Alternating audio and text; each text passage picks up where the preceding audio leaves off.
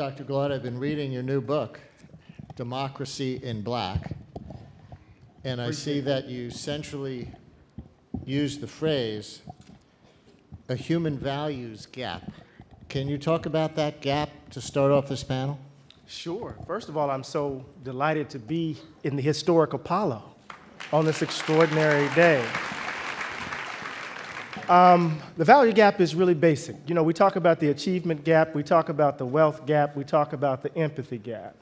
But there's something underneath all of that, and I call it the value gap. And what is the value gap? The value gap is the belief that white people matter more than others. So understand, it's the belief that white people matter more than others, and that belief animates our social practices, our political arrangements, and our economic realities. So no matter what the conditions are, whether it's slavery, whether it's Jim Crow, or whether it's a black man in the White House, if the value gap obtains, no matter what the inputs are, the outputs will still be the same. No matter what the inputs are, the outputs will be the same. So I suggest that if we're really going to get to this thing, we're going to have to look the value gap squarely in the face and close it. I guess if white people, as we heard in the last segment, are so afraid of the day that we're not a majority anymore, maybe it's because we know how minorities are treated in this country.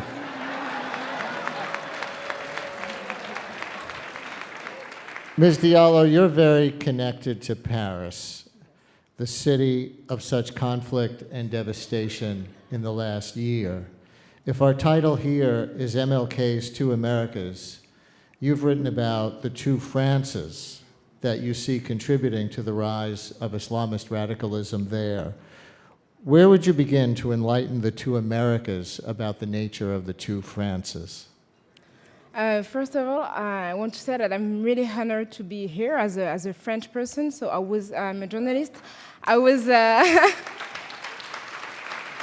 was born and raised in France, and when you think about France, what comes first to mind is usually not people looking like me. So it's very important for me to say that France is not white either. And my experience is that it took me time in France to realize that I was black, because our country has this ideology of colorblindness. And in France, it's not permitted to track minorities, so we don't know how many non-whites there are in France. And to me, colorblindness is white privilege, because you have to be white to allow yourself not to see race. Because when you're not white, you see that you're not right. Because being colorblind is being blind to the consequences of the color. So that's something very difficult for us. In France, even if I really enjoy being French, I embrace the values of our French Republic. It is a fight for us anti-racist activists in France to make sure that we count. We are taken into account in the French country. So for me, the tale of two France is the France that you see when you don't live in France. You can see the movies, you can go to the cinema, see French movies, and you don't see the France that I've been living in for a long time. And I told you that it took me time to realize that I was black, but I realized that I was black because the more I advanced into my studies, the fewer and fewer there were people looking like me. I guess it's the same here. And I understood that I was black when people started to ask me, where are you from? How come you speak such a good French? How come you have no accent? But you can hear that I have a French accent, a very strong Parisian accent. So the legacy of Martin Luther King in France is very important, because we had a big march in 1983 that was inspired by the March on Washington. It's not famous here, but it's not famous in France either. Unfortunately. Unfortunately, we know well Rosa Parks, we know well Martin Luther King, but we don't know Tumi Jaija, who was the young man who started the march. He started the march in the south of France. There were 12 people, and by the time he went to Paris, it took him 1 month, there were 100,000 people. And we have to remember his name, Tumi Jaija. And audience members, Again, a reminder, you can tweet questions. We can take some questions via Twitter for our panelists. Dr. Glaude, I wonder if you want to just continue that conversation with Rokhaya Diallo. What might you add to continue to relate our domestic and global challenges, which we might otherwise think of as separate struggles? I mean, black people go to France, so they feel like race isn't the way they're perceived, first and foremost, from this country. Well, I think we have to begin with the problems right in front of us, right? When we begin with this idea of representation, right, that because we're black, by definition, we should be in solidarity with one another, not understanding that there's some black folk who are very much interested in the status quo, that there's some black folk who are very much invested in a kind of American patriotism, invested in the American empire, as it were. But when we begin with the problems right in front of us, we can begin to build solidarities based upon the specificity of our experiences. And one of the things that we do know is that black people, people of color around the world, are catching hell. And part of what we have to do is stop dancing the dance and start telling people exactly how we feel and start mobilizing based upon that. Does that make sense? Right? What was that about patriotism? Is American patriotism bad? Yes. Well, let me explain why. In all cases? Right, no, I think patriotism, is borders on idolatry. We've been listening to Reverend Warren, right? I mean, there's a sense, Reverend Mike has made it clear. There's a sense is when we put the nation as the object of our concern, as the object of our love, then we set ourselves up for some very dangerous activity. Does that make sense? And part of what I'm trying to suggest, and I think we would all commit to this, and I know Dr. King was clear on this, particularly in the last days of his life, right? It's this belief that America is the shining city on the hill, that America is the Redeemer nation, that somehow God chose this place to deliver democracy to the world, has blinded this place to the evil that it has done, right? So, no, I'm not a patriot. No, I'm not a patriot. No. Taylor Branch, what does your historical knowledge of Dr. King tell you about the conversation so far between our two other panelists? It reminds me of I think movements don't go anywhere unless they're really arguing, and that one of the problems that we have is that there's too timid an argument. The most instructive engagement, or one of the most, from Dr. King's movement is the argument that he had for 200 miles with Stokely Carmichael in the summer of '66 on the Meredith March, in which Stokely says, Dr. King, why do only black people have to be nonviolent? Why does America admire nonviolence only in black folks, but otherwise they like James Bond and John Wayne?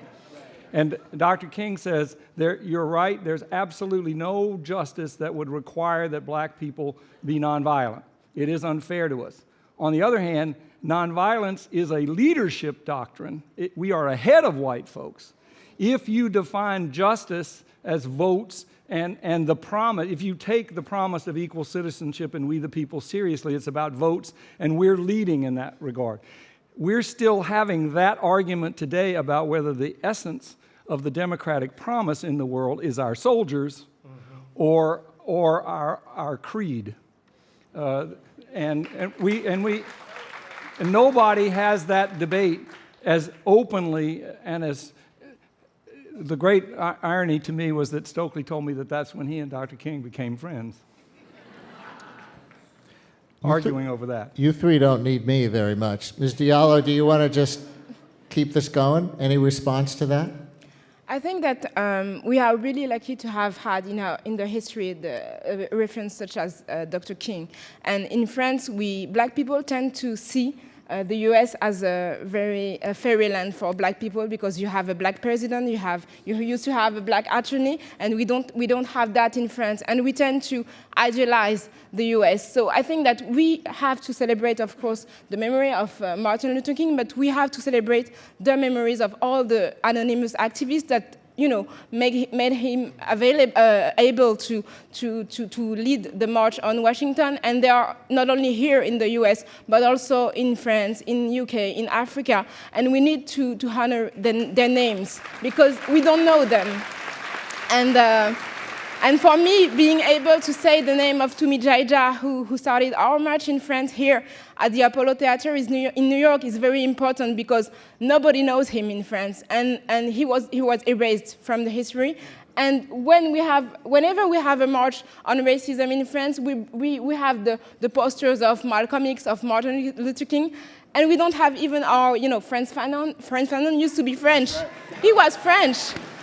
But he's not famous in France, so I hope that today is a MLK celebration, but I hope that it will be a celebration for all the activists that allowed us to be here today. So thank you very much for being here.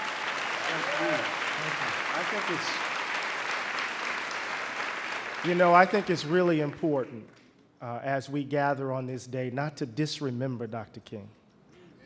You know that word that comes out of Toni Morrison's Beloved? Disremember. And there's a way in which, the way the nation embraces Dr. King is that they, and Dr. Branch, you know what I'm talking about, they empty out his radical witness. I mean, at the end of his life, Dr. King was speaking to a revolution of value. He was organizing garbage workers. He was talking about a fundamental reordering of this society. But all we get is this dream talk. But interestingly enough, and I'm going to be really quickly here, the dream talk is actually revolutionary. Let me say this really quickly. What these folk, whomever these folk are, want us to believe is that our only options are those options right in front of us. They are arresting our imaginations. They don't want us to see that this world can be different. Dr. King sacrificed his life. They blew the bottom half of his face off because he was trying to offer us freedom dreams, right? And so when we engage in our celebration of him, we must remember his radical witness, right? We can't disremember. We can't disremember. I agree with that. You've called in your book for what you call a blankout for the presidential election this year, which is Black Americans going to the polls in great numbers and voting for all the down-ballot races, but not at all for president. Not voting for president? Yeah. I wrote that when it was going to be Hillary Clinton and Jeb Bush. I'm not walking it back. Part of what I've been trying to think through, and you guys can help me out with this, is that every 2 to 4 years, people try to herd us to the polls like we're cattle chewing cud. And then they don't deliver anything. And what we've seen over the last years is just simply devastation across our communities. That 38% of African American children live in poverty. 38%. In Mississippi, 50%. Right? And so every 4 years, they come and tell us what they're going to do, and then they don't do anything. And so what I'm suggesting is that perhaps we turn out to the polls in record numbers without Obama on the ballot, and we vote downstream, and right at the presidential level, none of the above. Now, we know what happened with Ralph Nader and all of that in 2000. Are you ready for President Trump or President Cruz as a result of that? I think the better question is, are white folk ready for President Trump or President Cruz? All of this wouldn't matter if the Democratic Party would just simply be direct and come with a genuine and effective policy agenda that would address the suffering in our community. So why is the burden on black voters? Put the burden on them. But again, I wrote this when it was going to be Hillary Clinton and Jeb Bush. But you're not walking it back. Ms. Diallo, is our presidential campaign making news in France? Do people in France know who Donald Trump is? Yes, unfortunately, they do.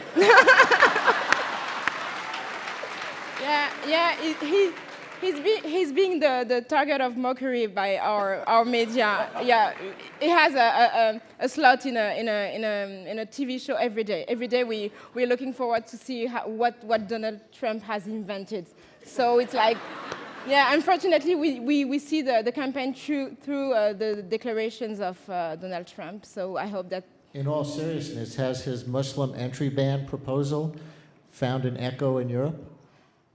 Not in this way, but I have to admit that after the Paris attacks, Muslims have been on the center of many hate speeches. And in France, we are in the middle of the state of emergency. So that means that the police officers can act without going to courts. And many Muslim people have been harassed. So there have been police search in 2,000 houses in France, and most of them were Muslims. You may be familiar with the fact that in France it's very difficult to be visibly Muslim. So if you are a woman Muslim with a headscarf, you can go to school. It's forbidden. Yes, and if you have the whole scarf, you can go outside of your home. It's forbidden. If you do so, you will have a fine.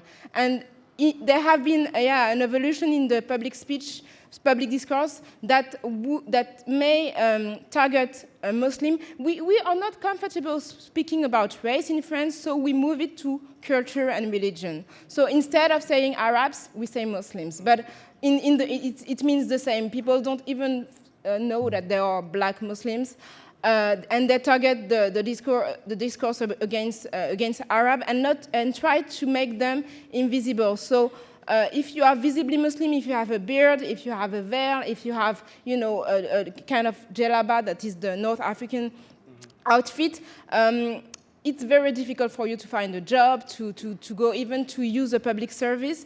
And unfortunately, our government, that is supposed to be socialist, is not really helping and supportive to Muslims. And there is a real climate of suspicion toward the French Muslim. So we have an echo of the anti-Muslim discourse that we can hear here in the US. There, a presidential candidate can run as a socialist, and every other question they get isn't, "What do you mean, socialist?" Yes, But Taylor in Branch... France, socialism is not an insult. It's okay to be socialist in France. Taylor Branch, after Selma and everything else in the struggle for voting rights, how do you think Dr. King might hear something like the blank out, even if Jeb Bush and Hillary Clinton were the nominees? Oh, well, I don't want Dr. King to argue with the professor here. He was generally for voting, and I am too. we all are, but Dr. King lived at a time, believe it or not, when his dad and all the black folks that he knew were Republicans. Until 1964, when Goldwater opposed the Civil Rights Act and Johnson signed it, and the whole partisan structure of the United States turned on a dime. What does that show us? It shows us that only race has the power to change the partisan structure of our politics.